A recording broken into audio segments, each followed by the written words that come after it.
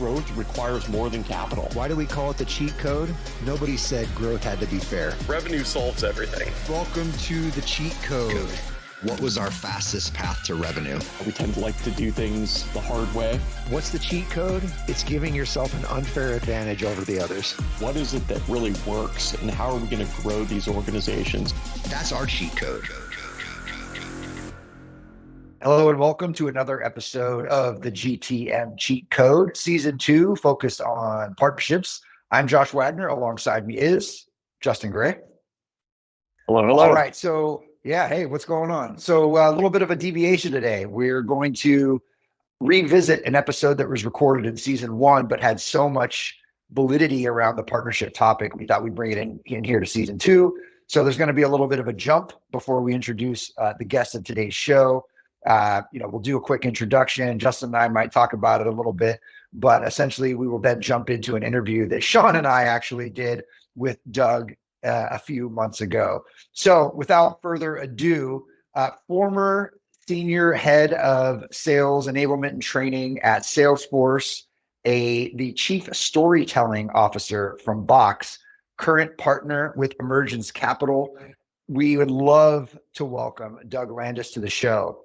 And when Doug comes on, he really focuses on talking about how you provide value to your network to unlock opportunities. And that has such a huge, huge impact on how you do your partnerships. We thought we'd talk about that first before we jump into Doug.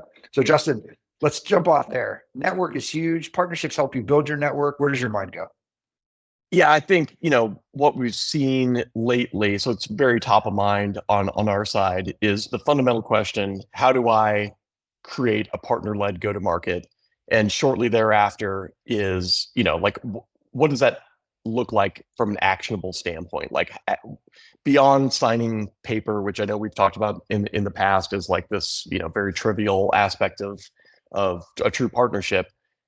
How do I get traction with these partners? Which I think the first aside there is that partnerships are a big investment, and they're a big investment because they work, right? And we hear this all the time, like, we tried that, it never really got any traction, didn't work, right? And normally when you dig in on that type of a conversation, tried that means, a couple months of like hot and heavy, we've got this new partnership, whether it's an integration partner or go-to-market partner, and very little follow-through throughout the teams below, which is why I think Doug's episode is so relevant here. I think he actually frames it as giving a shit. And, fundamentally for me, it's value proposition, right? Like, do you understand what your value is to fill in the blank? And then are you constantly revisiting, driving, and measuring yourself on the achievement of that value? Yeah. And to your point, like, we also in Doug's episode, one of the things you'll hear is how do you start building a network of people that give a shit, or you can give a shit about, when you're young and you're early in your career. And that takes me back to the early days when you and I were at LeadMD, and the focus was that Marketo partnership, right? All I did was squarely focused on that partnership and how I could bring value to those sellers and get value back from them. And we had this value exchange going. My network was literally built off of that single partnership that still exists today, right? It's all kind of branched and tree branched off of that one partnership.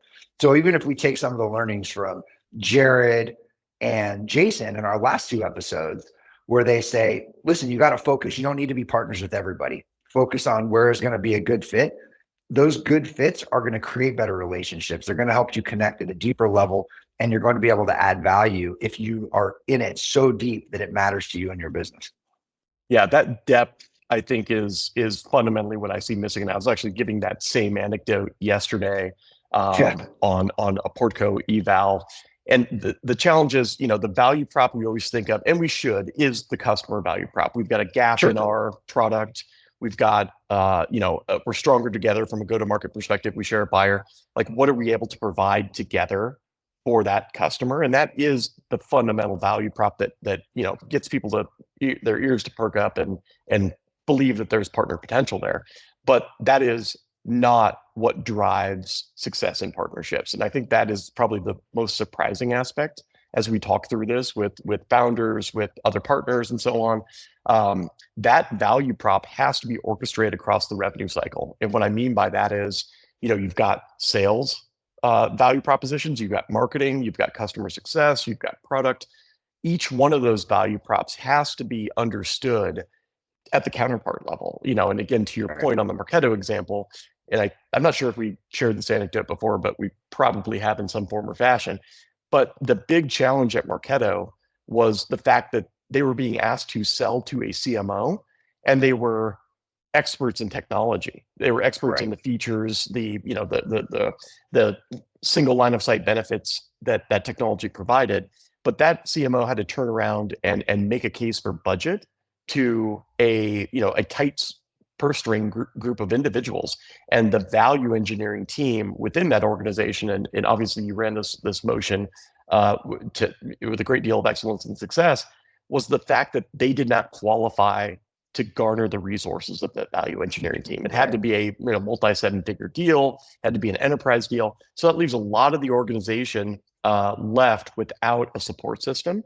And the thing that we know is SMB, mid-market, enterprise, they all kind of buy in the same manner. There's oftentimes more people involved as you move up the ladder, but they need to understand what the ROI is, what the business case is, and to assemble that business case. I mean, I think what you and the rest of the team did there is exactly identify that as a pain point and then provide the remedy to that pain, which is just such a critical aspect of getting traction in partnerships. Yeah, what was the thing that we said to simplify it is, listen, we've got to take off the purple colored glasses for the CMO, because they can't look at it through your lens. They need to look at it broadly across the organization. So we were able to provide that roadmap that looked across the entire spectrum of how they went to market and how Marketo plugged into it, and then what levers that helped them pull in their business plan. So that was just a completely different view. Showing up to a board meeting and saying, we need to make this, 6-figure investment so we can send email and we can nurture prospects. What does that mean to someone who's looking to evaluate true value? And so I think that's where Doug's episode will really get people's wheels turning on how to identify those value propositions, foster the relationships at a lot of different vantage points throughout the organization. And that is what really hooks and creates a strong partner. Absolutely. Well, without further ado, let's let you jump in to listening to me and Sean talk to Doug Landis and enjoy the episode. I am Josh Wagner. Alongside me today is Sean Kester. Sean, good to have you. Glad to be back. We haven't seen you, other than our little interludes, we haven't seen you on the show in a while. I know. The people have been asking, though. The people have been asking. And when they ask, he shows up with Starlink internet. Every time a cloud goes by his trailer, the internet cuts out. So we'll see how it goes. It's a double wide trailer, though. Yeah, it is a double wide. Yeah. So at least you sprung for the double wide. It's all good. Yeah. Right. By the way, the hair matches the house. Is that what you're saying? Look at that. I knew you'd say something. Well, enough about making fun of Sean. We'll get to more of that later. But our guest today, probably more importantly, is Doug Landis, growth partner at Emergence Capital, former chief storyteller, I'm told. Yes, former chief storyteller at Box. At Box. Perennial. It used to be Box.net, now Box.com. Working with the old Aaron Levy and crew. Well, we'll have to get into that at some point. And as you know, the show is the cheat code, and the cheat code is all about your thing that's helped you get uncommon outcomes in your career. And yours couldn't be better. It's simply giving a shit. Well, I would say, actually, I would say that's an extension of my cheat.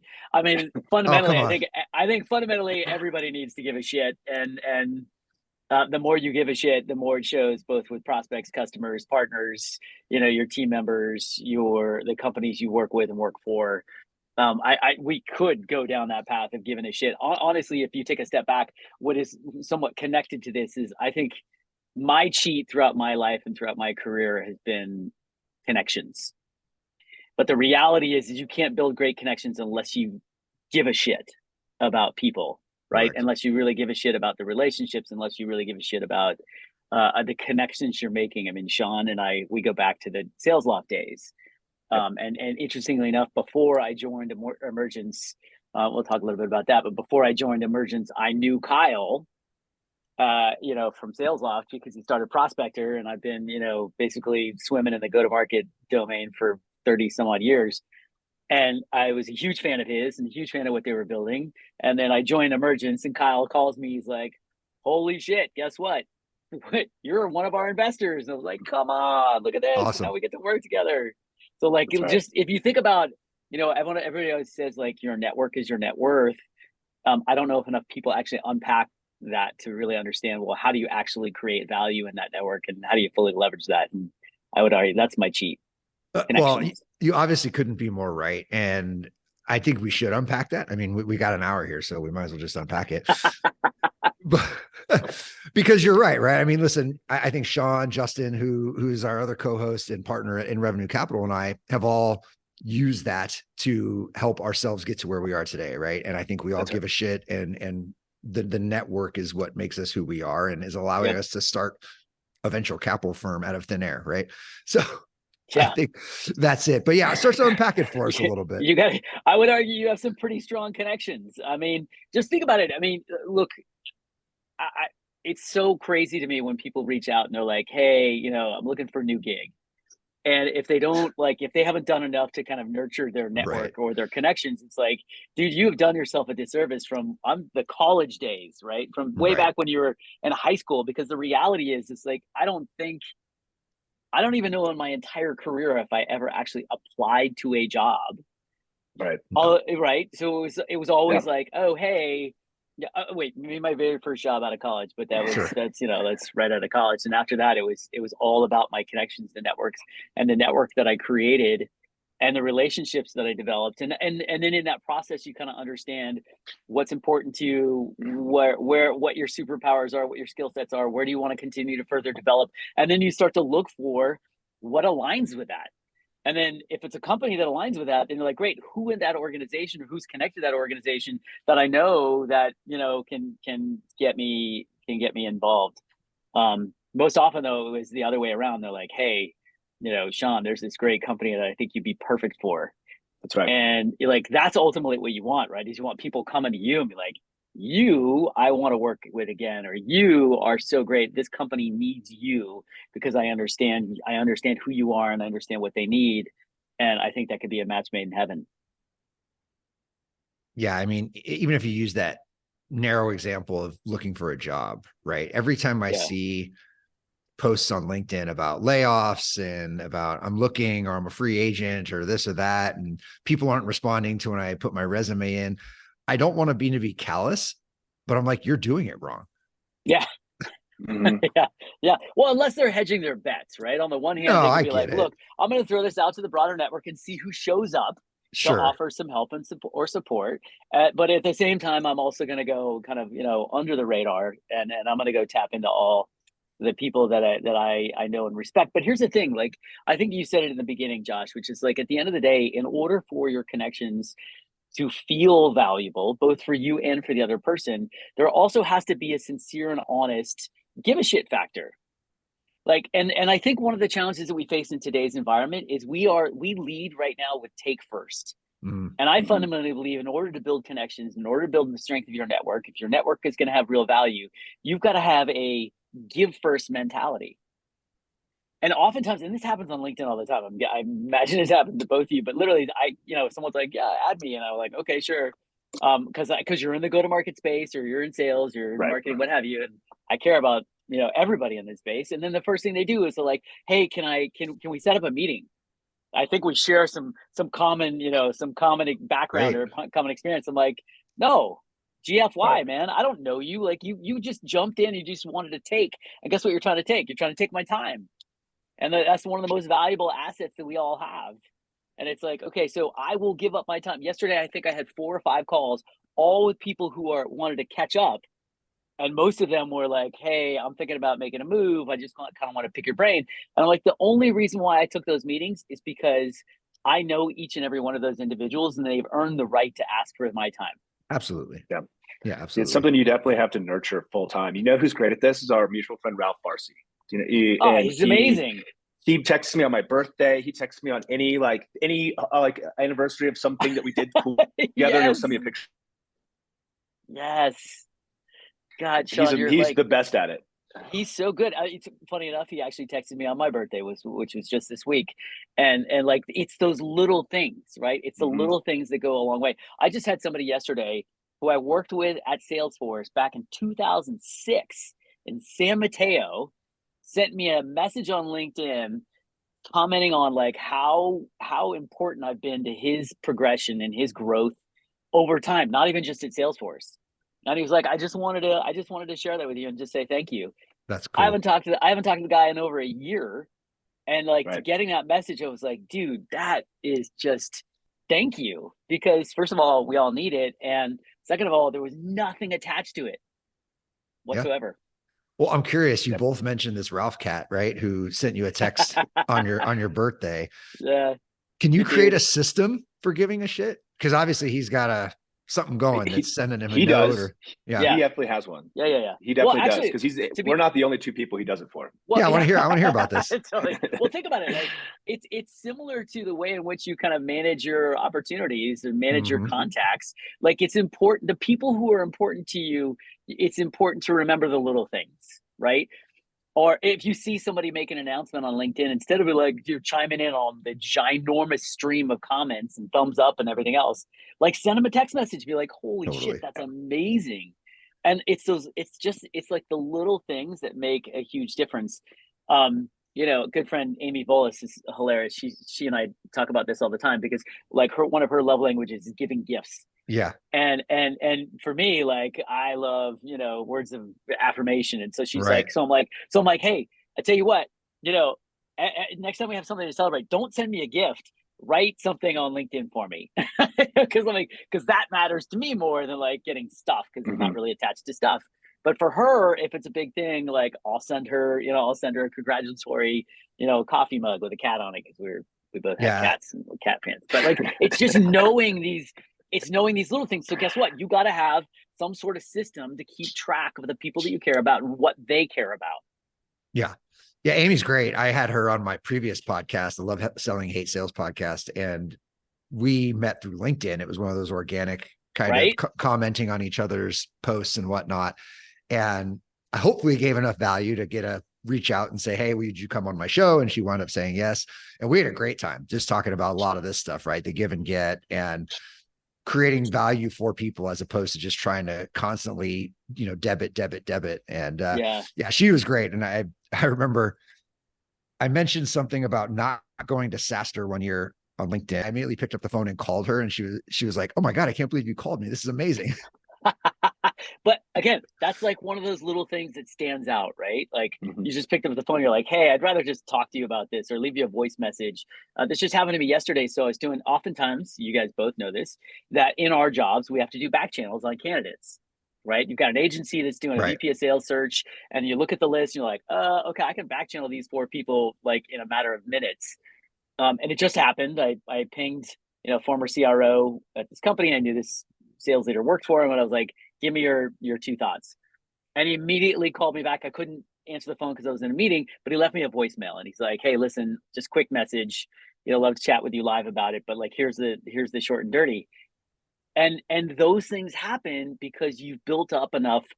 Everyone often talks about personal brand. And I want to connect this back to connections because I think it's really important. And I say this all the time, largely because I think a lot of like Gen Z, Gen X, Gen Y need to understand this, but like you don't claim your personal brand. You don't claim your brand. Your brand claims you.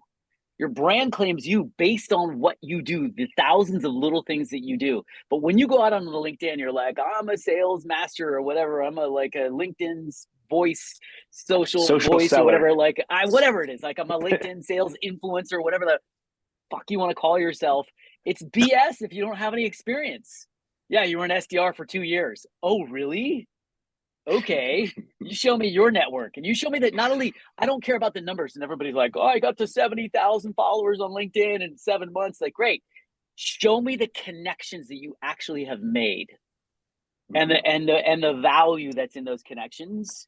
and then I'll show you somebody that's got real intrinsic value, right? And by the way, a lot of times this just takes time. I'm not like trying to diss anybody who's young. I'm just like, start early and just remember, give a shit factor. What is yours? What is theirs? Yeah, if we're gonna go down the LinkedIn influencer rabbit hole as a tangent here, oh man, it is killing me lately. Like, and if that's your deal and you're making a career and making a living doing it, that's all good. But the amount of posts of people flexing in their tank top because they have this lifestyle that they've built. Yeah. I'm like, is this real? Is this not real? Why are there so many of them? Who are you? Like, I don't know. It drives me crazy. How did you get in my network? Yeah. Well, and you know, it's interesting. So like those people I mute, and most often I just kind of block because I'm like, I don't need, you're not adding any value in my community, in my network. Right. And I think, again, it kind of goes back to, you know, this, like, is your lens like, what can I share that can be value added to everybody in a particular role, function, or community? And if you always have that lens, you're going to get back 100-fold from what you give out. And those people have real intrinsic value because they're making deep connections because they care, right? They're like, you know what? I really appreciate, Josh, that you continue to comment on my stuff. Like, it feels like we're going to keep swimming in similar ponds. You know, let's catch up and jump on a Zoom. You know, because I've got these 3 things that I'd love to maybe share and get your perspective on. Yeah. By the way, you notice I added that other color at the end. If we're like, hey, just let's catch up and jump on a Zoom, you're like, all right, cool, but what for? Because again, I've got limited time, so give me some construct around it, right? But I think the other thing is too, and this also now carries over into actually selling, right? So if you care about your connections, if you care about your network, it will carry over into how you actually get deals done. Like, the other thing that I tell all of our portfolio companies is, like, if you are trying to get access to a company that I am connected to people in that organization, I can get you in. I've got a 98% hit rate. Why?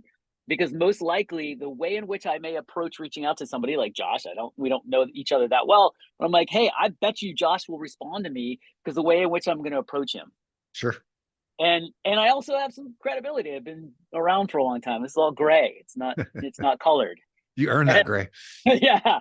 And so it's like through my connections, I'm actually able to uncover, book meetings and uncover insights into deals that, our portfolio companies wouldn't normally have. All because I've spent a lot of time nurturing my connections in my network. And so it carries over beyond just jobs. It's jobs, it's friendships. Like, Josh, you were saying your connection with Amy. Like, I can't tell you how many people on LinkedIn I've met and have become great friends as a result of a time, over time, nurturing these relationships and caring deeply. Yeah, I think in fitness they say time under tension, right? It's one of those things, like, the only way you're going to get better at a squat or lift for this is just time under tension. And I feel like our careers and our network are a similar thing. And you mentioned a little bit about gaining experience, like just being out there beating your chest without experience is really a no-sum game. The only value that I think I add to anybody is just, I have an experience and I share it with people. Like, that's about it. Right. I mean, I've done some interesting stuff, maybe to some people, maybe to others are like, you're an idiot, and that's fine too. But also too, here's the other thing. I don't also look, I like to be provocative. I like to push the envelope, but it's also like, I won't ever claim that I know everything. No. And sometimes I can come across as a know-it-all. I totally will own that. But like, I'm even owning my own shit right now. Like, it's like, I own it. I don't think I'm an expert. I want to learn from other people. I want to give them the opportunity to do so. But if you waste my time, you lose all value basically in my network, in my ecosystem. And I think that's the other thing that we have to remember, right? So like, you can burn bridges by being an asshole in any sort of channel, whether it's email or social or LinkedIn or what have you. Also by disparaging companies, by disparaging managers, by disparaging other people. Like, look, people are going to be shitty out there. That's unfortunately the reality. But like, you could also take the high road and be like, you know what? I'm just not going to engage because it's not necessary. Because all of these little things matter, right? It's like, oh, Josh is a solid dude. he looks after his people. He's thoughtful, and he goes out of his way, even if I'm not even asking for it, and that I appreciate it. And so you're going to get from me 10x what I ever asked for. Just be a good person, just Yeah. just care. I mean, it's really, that's all that matters. It's like, you just got to care. Yeah. And just a little bit too. You don't have to care a lot. You just have to care a little. Yeah. I mean, Sean, even think about, we knew each other a little bit, right? Right. And here we are. And it was enough of, like, Justin and I hopped on a plane. You drove down from Tahoe. Yeah. Like, which blew my mind. We had lunch. Like, I don't think we're in business together if that little piece doesn't happen, right? Yeah. And that was for our mutual friend Craig and Scott, Yeah, exactly. And I talked to Craig, and he was just like, you need to talk to them. He's like, who you should talk to? You talk to Justin and Josh. And that's what happened, Yeah. So, Are you talking about Craig and Scott from Topo? Yeah. Rosenberg and Nabro. See, there you go. Look at you. Yeah, we all know. Right? The world is very small. What's interesting too? By the way, this also carries over into kind of like the decisions that you make, both personally and professionally. And I'll give you an example. I was, I carried a bag for a long time, and I had an opportunity to basically move from the Bay Area to New York and run kind of the Eastern region at a startup or at a software company. And I had to think long and hard about it. In the beginning, I was like, let me just go out there and like suss it out, because at the end of the day, I have to make a decision as to do I want to build my network and all my connections in New York, or do I want to continue to build and nurture my network that I have on the West Coast and in the Valley, because I grew up in Palo Alto and I've lived all over the place. But like, it was a very conscious decision. I knew if I was going to move there, I was going to start to build, my Rolodex of customers, prospects, and other leaders that I wanted to continue to nurture and build relationships with. And I realized, I'm like, yeah, but I don't see myself living long-term in New York. Like, love the city, love the vibe, love the energy, but you definitely have the style for it, though. Don't sell yourself short. Dude, I live in LA now, so my style fits. You got to be super cool in LA. No, I just fit in. Yeah. Well, I do think that decision making, though, is important. And there's another thing that I think gets overlooked a little bit is the job hopping. I was a quota carrying seller for pretty much my whole career until now, right? Like that's it. The every year and a half, 2 years, moving from this to that. And I get it. There are extenuating circumstances from there now and then. But if you look at my background, it's like 7 years at 2 companies or 10 years at 2 companies. And I don't know, you just build up such a deeper knowledge base in an area that gives you something to hang on to. Like, I think you can expand your network much deeper in that one place for that period of time. They call it, guess what? So originally we know of the PayPal mafia, right? Well, guess what? We have the Salesforce mafia, right? Which is bonkers. I mean, I was there 900 and I left when there were 16,000 people. They all went through me and my team. And then we have the Box Mafia, right? And I was at Box for, almost 6 years. And so, like, when you spend time at a company, hopefully you get the opportunity to do that. By the way, not everybody has that opportunity, because maybe they're a bad picker and they pick companies for the wrong reasons, and it only lasts for, a year and a half. But eventually you've got to like own that and be like, all right, well, I got to pick a place where I can stay for an extended period of time. Like, Sean, you had it from Sales Loft from the early days, and the relationships and the connections you build are unreal at that stage. I'll tell you, it even started for me all the way back in Oracle. I was part of the very first SDR community ever. SDRs, by the way, started at Oracle. Sorry, Ross, and your BS book at like predictable revenue. By the way, we both grew up in Palo Alto together. He drives me bonkers because he didn't start predictable revenue. It started at Oracle, and Mark took it from Oracle and brought it to Salesforce. There you go. That's the story. Just a better marketer, Yeah, I had Ross on my other podcast too. Dude, good for him. Good for him. But just be honest about where it really came from. So it was like 3 or 4 months ago. We had an SDR reunion event from back in the days when we were at Oracle, and this was like 95, 96. Like, wow. This is a long time ago, and there was like 100 people there. and all in the Bay Area, all reliving and rehashing kind of the old days of, wearing a suit to work and making $35,000 a year, having to get there at 5:30 in the morning, and like stressing out if we didn't make 100 calls a day.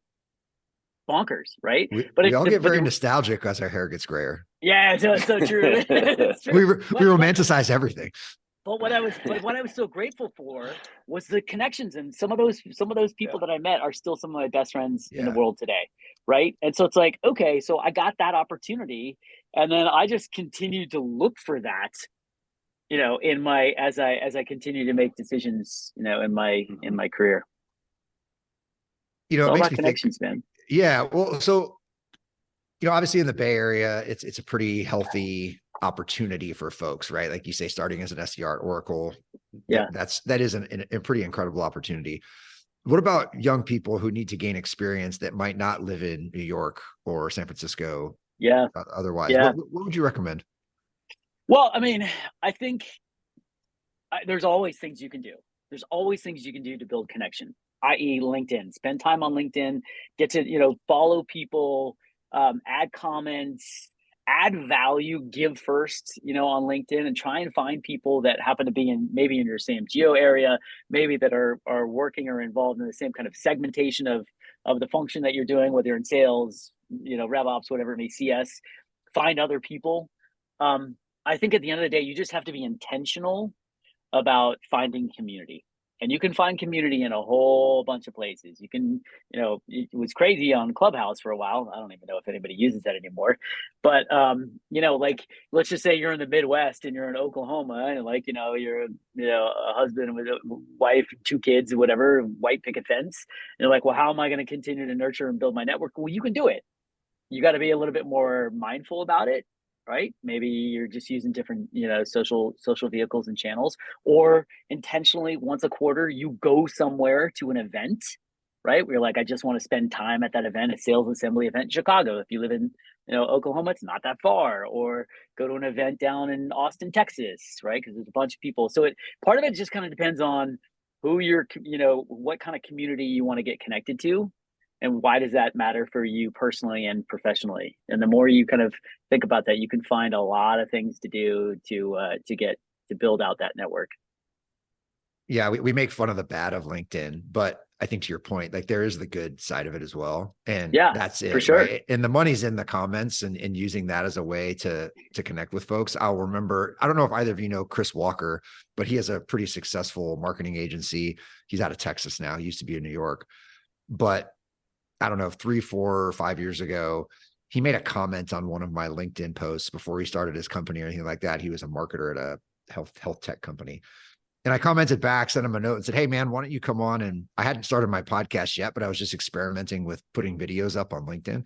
I said, let's shoot a video together. So we shot this video together and he loved that so much that that's been his entire go-to-market motion, is just putting video, and he's super successful. I mean, his agency went from 0 to 20 million in like 2 years. I mean, just amazing. Just blew up, but he's just giving value, right? Like constantly totally in the trenches. This is what we do. This is what I see, and, I think he did a really good job with it. And that's where you can actually find some real meaning if you are, like you said, are intentional about your outreach on those types of platforms.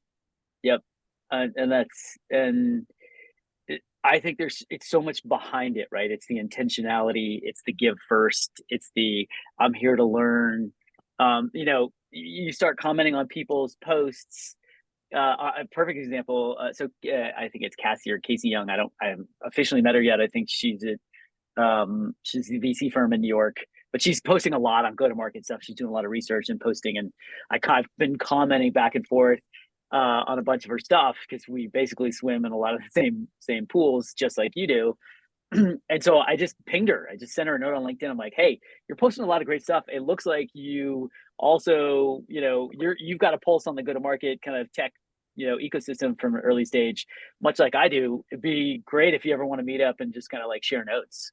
Like, even though we're probably somewhat competitive, sure, but at the end of the day, we're still like, just like, what are you seeing? What are you seeing? And like the thing that she posted today, I added some color, and she's like, oh man, totally missed that. That's a great call. And so like, we're already building a relationship. I don't know her, we just happen to be kind of doing something similar.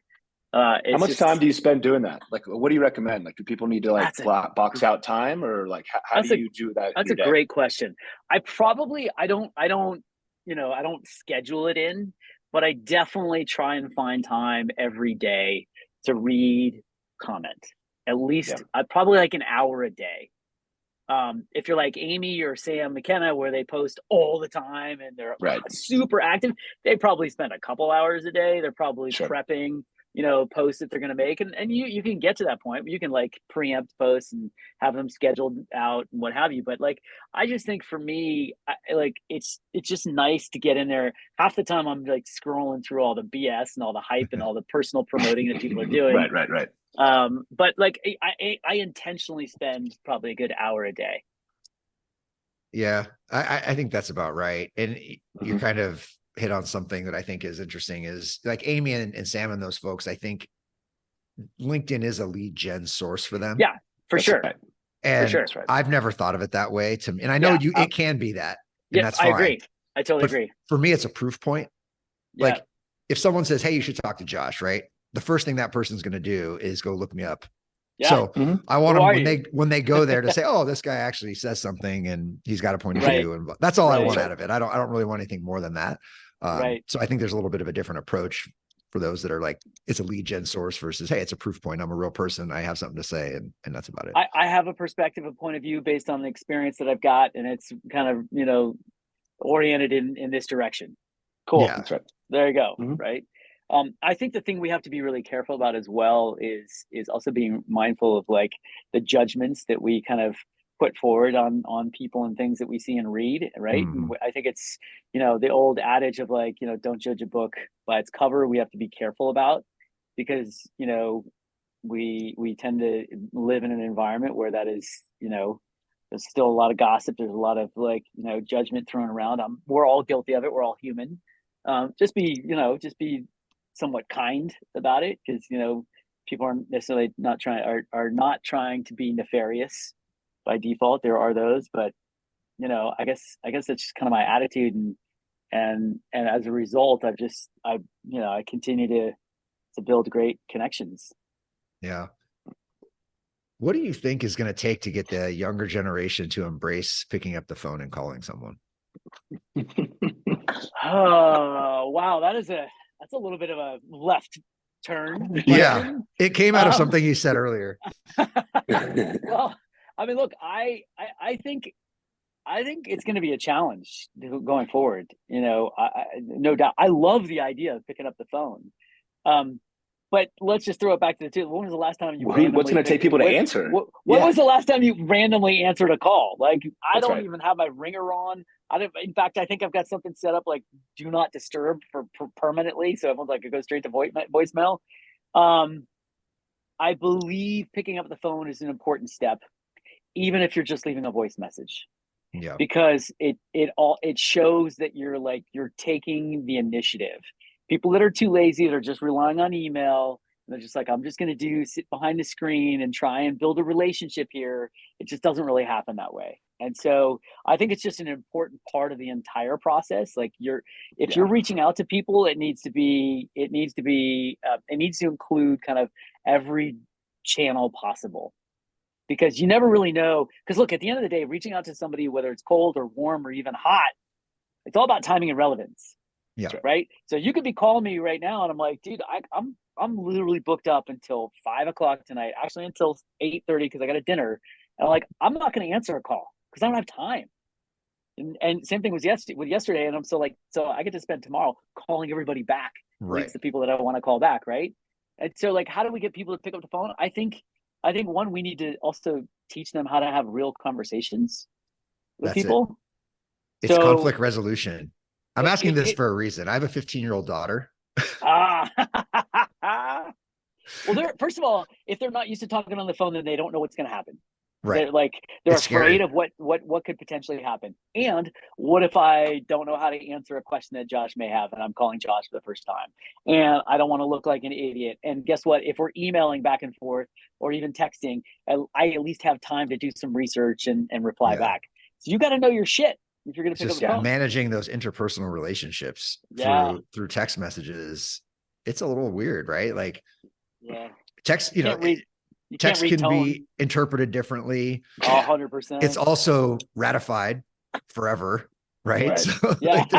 there's things that you have to think about a little bit, Totally. So 15-year-old girls are quite a dramatic situation. I don't know that. I know Sean doesn't have that, but I don't know what your story is. I'll tell you that it's part of the reason why I leave voice notes. Like I love leaving voice notes. A lot of people hate them, but I love it because I'm like, one, I get my tone across. Two, I can share. They get to experience the energy, which is often hard to read with text. And three, I also know they can choose to save it or not. And if they don't, then it disappears. If they want to, great, awesome. It's kind of up to them. But back to your original question, I think picking up the phone is it's a lost art that we need to refocus and train people on. Be like, hey, here's what a real conversation is going to look like, because eventually you're going to have them. You can't do everything on, just over email. Yeah, but it's so easy not to answer. The phone, by the way, is also different than a Zoom call. Correct. Yeah, like running a call over the phone is very different than running a call over Zoom. And again, I think as an individual, if you are in sales, it's your responsibility to get comfortable with all domains. Yeah. I'll sometimes force myself, if I'm sending a text, to say, don't text them, call them. Don't text them, call them. Yeah. Even if it should be a text. I think the other challenge with a phone call is like oftentimes, and this is my little cheat, I'll leave a voice note because I don't have 10 minutes to have a call. Because like, like if I'm calling Sean, I get that. And I'm gonna just have a quick question for him. We're gonna shoot the shit for a little bit. We're like, oh, when are you going skiing and what's the weather? Yeah, you compound that by like 10 phone calls a day, right? Right. You've lost your hour of LinkedIn time. Yeah. Totally. And there it is.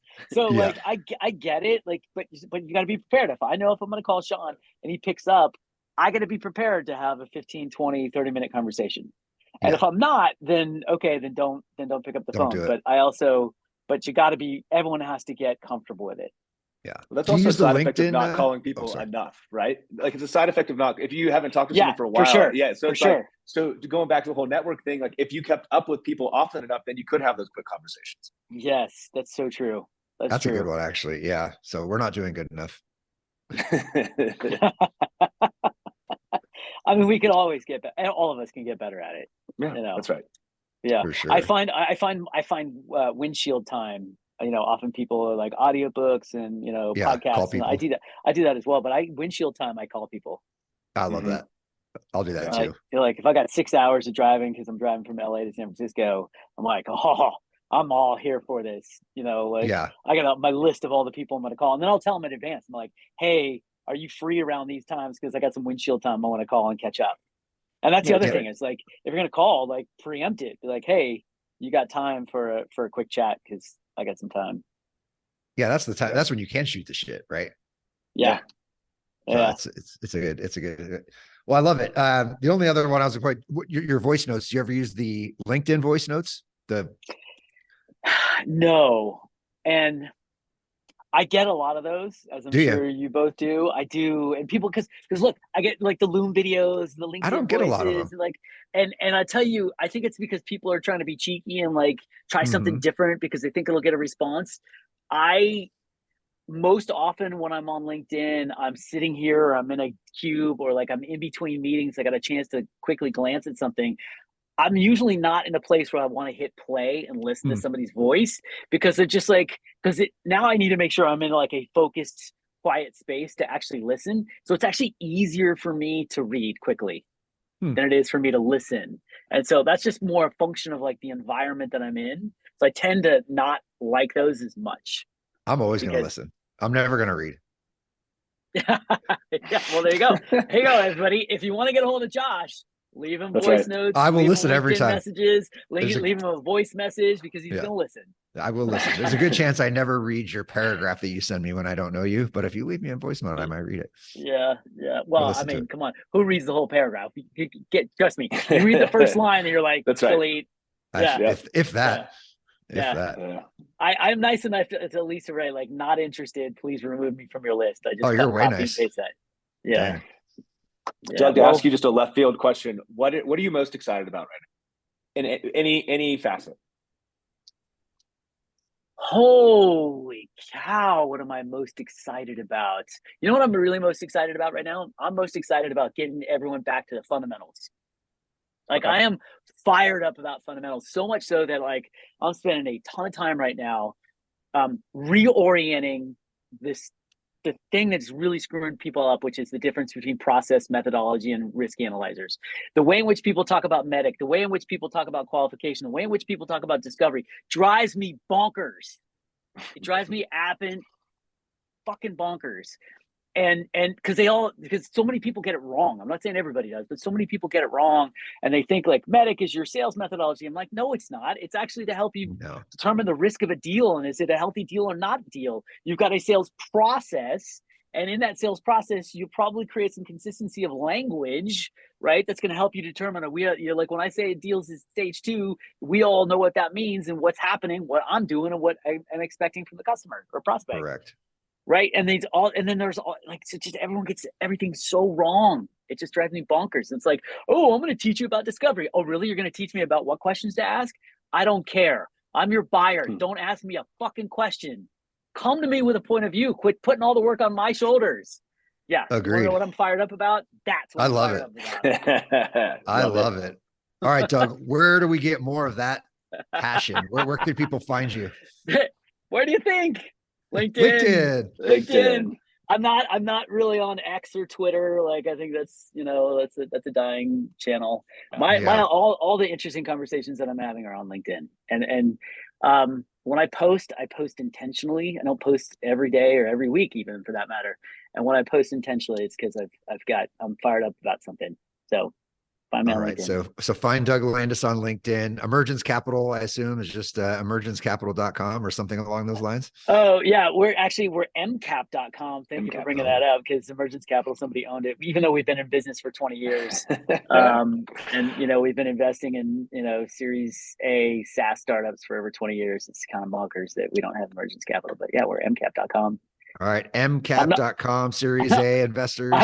Totally. I'm not giving you my email address because I don't want email. No, none of that. We're not doing any of that. All right, Doug, we really appreciate you joining the show. It's been an awesome conversation. Yeah, for those of you that are listening, please send us a like, a comment, a review, something like that. Help us spread the word. And until next time, thanks for joining the Cheat Code. Build your connections. See you guys.